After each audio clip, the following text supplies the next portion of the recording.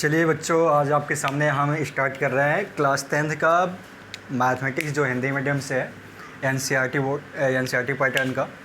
अब इसमें first chapters जो है वो है वास्तविक संख्या। वास्तविक संख्या में सबसे पहले वास्तविक संख्या होती क्या है? वास्तविक संख्या में मतलब प्रमेय संख्या यानी बहुत सारी चीज़ें हैं, तो वो हर अध्याय में है, हर एक्सरसाइज में है, जिसमें आपको उससे पहले उसके टॉपिक को बता दिया जाएगा। हम एक एक एक्सरसाइज को पढ़ाते जा रहे हैं और उसमें आपको उसके मतलब जो इंट्रोडक्शन है उसका डिटेल मैं बता दूंगा। उसके बाद इस एक्सरसाइज को सॉल्व करूंगा, नहीं तो एक साथ सबको सॉल्व कर दिया मतलब सबके टॉपिक्स यानी जो भी इंट्रोडक्शन है सभी एक्सरसाइज के, तो वो दिक्कत हो सकती है। तो सबसे पहले हम क्या करते हैं कि जो भी एक्सरसाइज पढ़ाया जा रहा है उसके इंट्रोडक्शन बता दे रहे हैं, बाकी जो आएंगे आज सामने उसके इंट्रोडक्शन पढ़ा के उसके एक्सरसाइज को सॉल्व किया जाएगा। ठीक है, तो जो इसका वास्तविक संख्या की पहली एक्सरसाइज है यानी 1.1 यानी 1.a है 1.1 है जो भी हो, तो उसमें जो फर्स्ट टॉपिक है वो है यूक्लिड विभाजन प्रमेय का। यूक्लिड विभाजन प्रमेय का। यूक्लिड विभाजन प्रमेय का। अब यूक्लिड विभाजन प्रमेय का क्या होता है कि जैसे किसी भी नंबर से हम किसी भी नंबर्स में डिवाइड करते हैं। जैसे मान लेते हैं कि दो धनात्मक पूर्ण संख्या हो, दो धनात्मक पूर्णांक संख्या होती हैं, तो दो धनात्मक पूर्णांक संख्या क्या हो सकती है यानी कुछ भी हो सकती है। तो उसके बाद जब हम उसमें ये देखते हैं कौन सी संख्या छोटी होती है और कौन सी संख्या बड़ी होती है, तो उसमें जो छोटी वाली संख्या होती है तो छोटी वाली संख्या से बड़ी वाली संख्या में हम क्या करेंगे, डिवाइड करेंगे। ठीक है, डिवाइड करने के बाद उसका आंसर निकल के आता है। ठीक है, और उसका कुछ शेषफल भी बचता है। तो जैसे मान लेते हैं एक संख्या है 24 और एक संख्या है मान लेते हैं 5। ठीक, तो इस संख्या से अगर हम छोटी संख्या इसमें से कौन सी छोटी संख्या ये है और बड़ी वाली संख्या ये है। ठीक है, तो हम छोटी वाली संख्या से बड़ी वाली संख्या में भाग देंगे, तो 5 से 24 में भाग दिया तो कितनी बार जाएगा, 5 चौके 20, 5 चौके 20, और इसको माइनस कर देंगे। माइनस करने के बाद यानी कितना बचेगा यहाँ पे 4। तो यहाँ पे क्या हो रहा है कि जिससे हम भाग दे रहे हैं उससे हम कहते हैं भाजक। क्या कहते हैं, भाजक। और जिसमें भाग देते हैं उससे हम कहते हैं भाज्य। और जो इसका आंसर निकल के आता है यानी जो इस हम उत्तर कहते हैं वो होता है जिसे हम कहते हैं भागफल। और जो इसका शेष बच जाता है, शेष बच रहा है तो इसको हम क्या कहेंगे, शेषफल। ठीक है, यानी हम भाजक से भाग देते हैं भाज्य में और इसका भागफल निकल के आता है, भागफल निकल के आता है और कुछ बच जाता है जिसे हम कह देते हैं शेषफल। तो इसका फॉर्मूला बनेगा, फॉर्मूला क्या बनेगा, भाज्य बराबर भाजक गुणे भागफल, भाजक गुणे भागफल प्लस धन शेषफल। क्या होगा, शेषफल। ठीक है, यहाँ पे हम क्या करते हैं कि जो भाज्य होता है उसको हम दर्शाते हैं स्मॉल यानी छोटे लेटर में ए से दिखाते हैं, और जो भाजक होता है उसको हम दिखाते हैं छोटे लेटर में बी से, और गुणे जो भागफल होता है उसे हम दिखाते हैं क्यू से। ठीक है, और प्लस जो शेषफल होता है जिसे हम कहते हैं रिमाइंडर यानी उसको हम दिखाते हैं प्लस आर से यानी स्मॉल आर यानी छोटा लेटर वाला आर। यानी ये एक प्रकार का फॉर्मूला बन जाता है, यानी ए इक्वल टू बी क्यू यानी ए बराबर बी क्यू धन आर हो जाएगा। ठीक है, ये एक फॉर्मूला बन के आता है जो यूज होता है यूक्लिड विभाजन प्रमेयिका के रूप में। ठीक है, अब इसको हम यूज कैसे करते हैं, इसको यूज हम ऐसे करेंगे जैसे दो धनात्मक संख्या ले लेते हैं। दो धनात्मक संख्या क्या, अभी वही लिया था, कौन सी संख्या थी 24 और एक संख्या थी 5। अगर इन्हें इससे भाग देते हैं 24 में, तो 24 में भाग देने पे इसका आंसर क्या आ रहा है, 5 चौके 20, घटा देंगे 4 बच रहा है। तो यहाँ पे क्या हो रहा है कि जिसमें हम भाग देते उसे हम क्या कहते हैं, भाजक। यानी उसको हम दिखाते किससे है, जिसमें भाग देते हैं वो भाज्य, उसको दिखाते किससे, ए से। तो ए बराबर हो जाएगा यहाँ पे 24, और जिससे भाग देते हैं उसे हम क्या कहते हैं, भाजक। उसको हम क्या करेंगे, बी, उसको हम किससे दिखाएंगे, बी से। तो बी बराबर कितना हो जाएगा, 5। जो इसका आंसर निकल के आता है उत्तर, वो हम किससे दिखाते हैं, क्यू से। क्यू बराबर हो जाएगा 4, और इसका शेषफल यानी आर बराबर कितना हो जाएगा, 4। तो यहाँ पे जो इसका यूक्लिड विभाजन प्रमेयिका का जो नियम फॉलो होगा वो होगा, यानी ए के जगह पर रखेंगे हम 24, और बराबर बी के जगह पर रखेंगे 5, और क्यू के जगह पर रखेंगे हम 4, और आर के जगह पर रखेंगे 4 प्लस 4, यानी भाज्य के बराबर होता है भाजक गुणे भागफल प्लस शेषफल। ठीक है, तो इतना तो समझ में आ गया होगा। अब इसके बाद आता है यूक्लिड विभाजन प्रमेय, क्या हो गया, इसके बाद आता है यूक्लिड विभाजन एल्गोरिथम। ठीक है, तो यूक्लिड विभाजन एल्गोरिथम, उसको थोड़ा सा समझा दिया जाता है।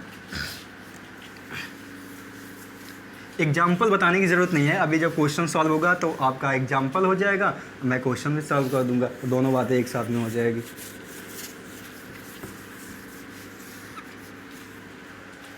अगला टॉपिक है यूक्लिड विभाजन एल्गोरिथम।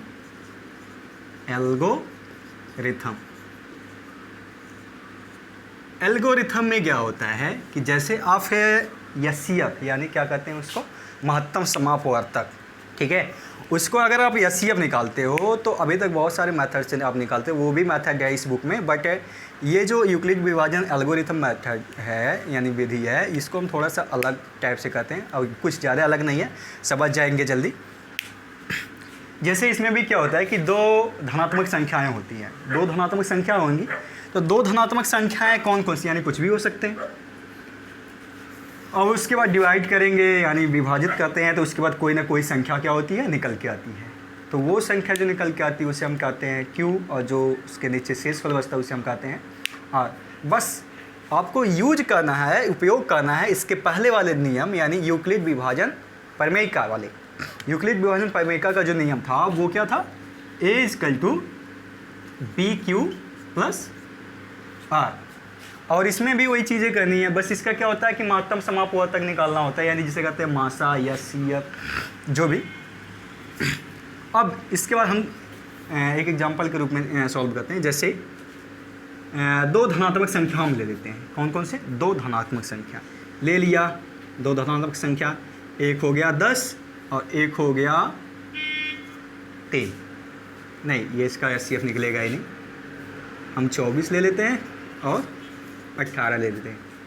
ठीक है, अब इसका अगर हम एचसीएफ निकालते हैं यूक्लिड विभाजन एल्गोरिथम मेथड से यानी विधि से, तो उसका एचसीएफ कैसे निकलेगा। सबसे पहले हम ये देखेंगे इसमें से कौन सी संख्या छोटी है और कौन सी संख्या बड़ी है।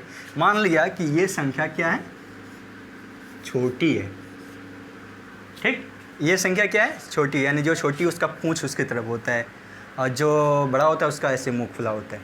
ठीक है, तो वो संख्या छोटी है, तो हम क्या करते हैं कि अतः लिखेंगे, अतः 24 जो है वो 18 से क्या है, छोटी है। तब 24 में 18 से भाग देने पर, क्या करने पर, भाग देने पर कुछ प्राप्त होगा। प्राप्त क्या होगा देख लेते हैं। 24 में 18 से क्या कर रहे हैं, भाग दे रहे हैं। 18 करना, 18 माइनस कर देना, कितना बचेगा, 6। अब भाग देने पर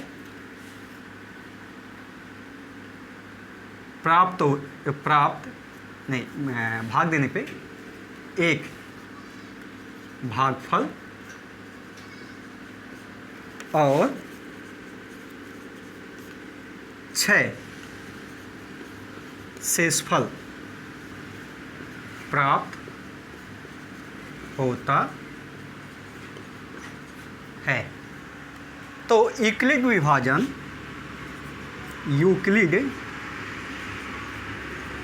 यूक्लिड विभाजन प्रमेयिका प्रयोग से क्या होता है, A equal to B Q plus R. ओहो, एक चीज़ और बोल गए, चलो अच्छा बता देते हैं। ए इजकल टू क्या होता है, एक पुल क्या हो गया यहाँ पे 24, और बी क्यू बराबर क्या होगा, बी इक्वल क्या होगा 18 यानी 18, और क्यू इक्वल क्या होगा 1, और प्लस आर इक्वल टू कितना होगा यानी 6। ठीक है, और इसमें स्टेप बाय स्टेप करते हुए जाते हैं, और हम स्टेप बाय स्टेप तब तक करते हुए जाते हैं जब तक कि इसका शेषफल जो है वो शून्य नहीं आ जाता है, और जब तक इसका शेषफल शून्य आ जाएगा तब हम इसके उस स्टेप को यानी जो उसकी प्रक्रिया होगी उसको हम वहीं पे रोक देंगे। तो हम लिखते हैं सेकंड स्टेप, अतः शेषफल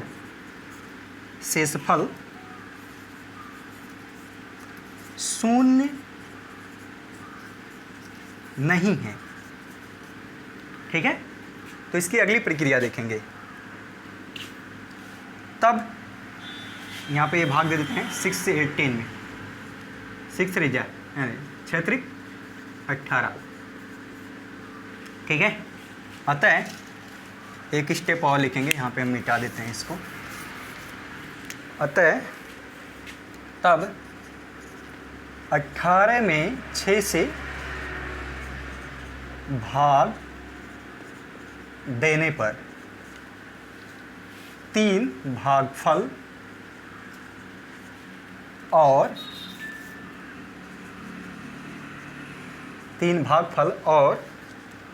शेषफल शून्य प्राप्त होता है। ठीक है, अतः A equal B Q plus R से, ये आप लोग लिख लीजिएगा यूक्लिड विभाजन प्रमेय का प्रयोग से। तो यहाँ पे क्या होगा 18 ए बराबर 18 हो जाएगा, और बी बराबर 6 गुणे 3 प्लस आर बराबर क्या होगा 0। ठीक है, तो क्या होगा कि यहाँ पे जो इसका शेषफल है वो यहाँ पे क्या हो गया 0 आ गया। तो यहाँ पे हम लिख देंगे अगला स्टेप, जिसको नोट करना होगा वीडियो को पॉज करके आप नोट कर सकते हैं। अतः शेषफल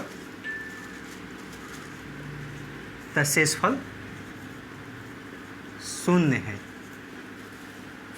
अतः शेषफल शून्य है। इस प्रक्रिया को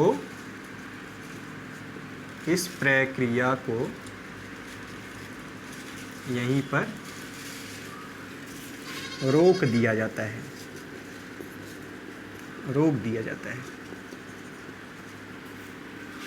अतः मासा जो होगा वो क्या होगा, यानी जिससे हम भाग देते हैं और इसका शेषफल शून्य आ जाता है, तो वही जो इसका भागफल होता है वही इसका क्या होता है एचसीएफ यानी मासा। तो इसका मासा क्या होगा 6।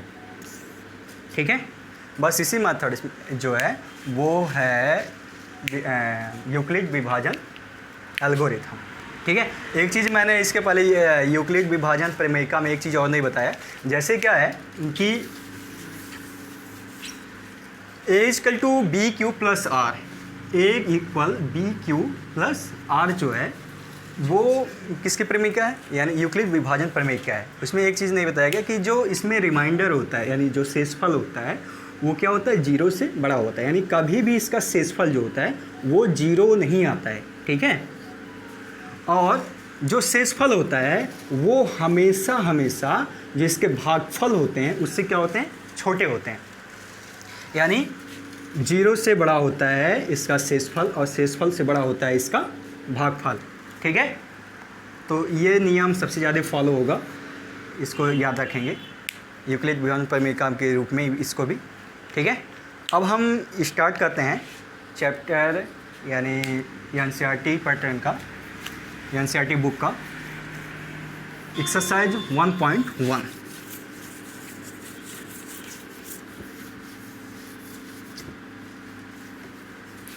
एक्सरसाइज 1.1। अब आप इसमें हम एग्जाम्पल के रूप में क्वेश्चन को लगाएंगे, आप लोग इसको देखते रहिएगा। नोट करना होगा तो आप लोग नोट कर सकते हैं। एनसीईआरटी का जो पहला क्वेश्चन है, इसमें आपको क्या करना है कि निम्नलिखित संख्याओं का एचसीएफ ज्ञात करने के लिए यूक्लिड विभाजन एल्गोरिथम का प्रयोग कीजिए। यूक्लिड विभाजन एल्गोरिथम का प्रयोग कीजिए, इसका एचसीएफ निकालना है। तो पहला क्वेश्चन है ए 135 और 225 का एचसीएफ निकालना है, जो किस विधि से? यूक्लिड विभाजन एल्गोरिथम। ठीक है, तो यूक्लिड विभाजन एल्गोरिथम विधि से आपको एचसीएफ निकालना है। बंद कर दो।